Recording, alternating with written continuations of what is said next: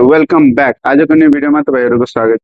आजको video main important भनेको 11 र 12 को विद्यार्थीहरूको लागि छ। 11 12 मा कुन बुक पढ्ने भनेर धेरै जसोलाई थाहा हुँदैन र टेन्सनमा पनि हुन्छ कि 11 12 मा कुन बुक चुज गर्दा राम्रो हुन्छ। त्यसैको बारेमा आजको भिडियो छ। तपाईहरू टेन्सन नलिनु। आजको भिडियोमा म भन्ने छु कुन बुक पढ्दा तपाईहरूले राम्रो हुनेछ। Let's start. तो चलिए शुरू करते हैं। फर्स्टमा इङ्ग्लिस र नेपाली। इङ्ग्लिस र नेपाली मेनली तिमीले पढ्ने भनेको गभर्मेन्ट हो। त्यसपछि आयो सेकेन्डमा तिमीले पढ्ने भनेको म्याथमेटिक्स हो। म्याथमेटिक्स 11 र 12 मा मेनली युज हुने भनेको बेसिक म्याथमेटिक्स हो।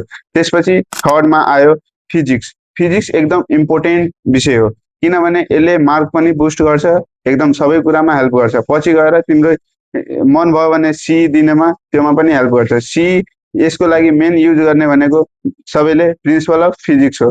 प्रिन्सिपल अफ फिजिक्स भयो। त्यसपछि तिमीलाई रिफरेन्समा पनि राख्नु छ त यसको रिफरेन्समा तिमी पोइन्टर राख्न सक्छौ।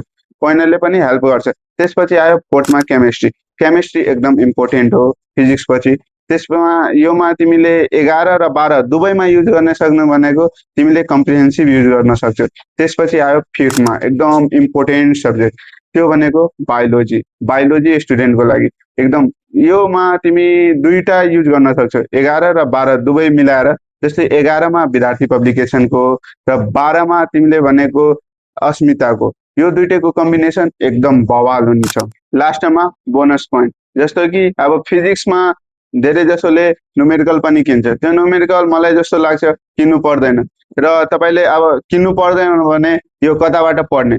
जस्तो कि प्रिन्सिपल अफ फिजिक्सको जति न्युमेरिकल छ त्यो गरे इनफ छ, एकदम पुग्छ।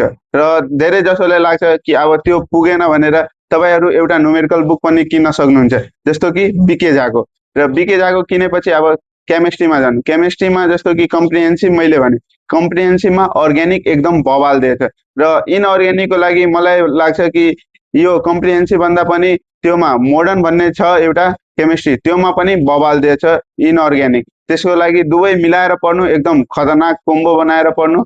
If this video is useful for you then like comment share र आफ्नो साथीहरूलाई पनि सेयर गर्नु होला। यस्तो युजफुलको लागि यो च्यानललाई सब्सक्राइब गर्नु। Thank you for watching. Bye by.